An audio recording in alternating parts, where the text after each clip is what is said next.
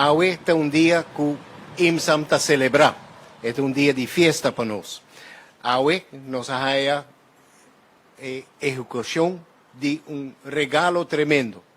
Para anos acaba, nós está manejando o serviço de ambulância para a isla de Aruba. Nós temos o único departamento de ambulância que está dando esse serviço aqui, que está de qualidade extremamente alta. Ongeveer 11 anos, para 12 anos passar, nós vamos começar com visão nova. Nós decidimos que não está somente o sistema bio de risa-venda e donar gás para chegar ao serviço de hospital mais ligeiro. Vamos estabilizar o paciente para o paciente por chegar em uma situação melhor no hospital para o cuidado secundário vai ajudar mais. Sei também que há necessidade para educar nos personal, para sobre que vale a pena se você tem todo o equipo mais moderno e você sabe como usá-lo. Nós breid uit o time de IMSAM, seu verpleegkundigen, e toerdinang a haia e educação especializada, que nós está 13 e gente ferrulanda para educar nos equipo novo, e cada par de anos nós temos grupo novo de jovens verpleegkundigen que passa door die training e haya certificado.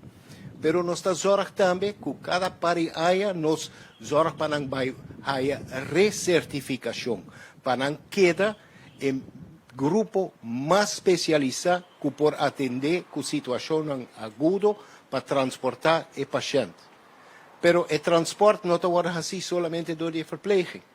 Também o chauffeur tem uma educação que é assistente de verpleegkundige. Para sobre o mestre de mais man. E hasta nós temos situação regularmente que ambulância não está satisfação suficiente para dar o cuidado necessário. De 2 ambulâncias também. Sei que men que todo dia 3 shifts para dia, nos mestre de ao menos 3 autos riba caminda.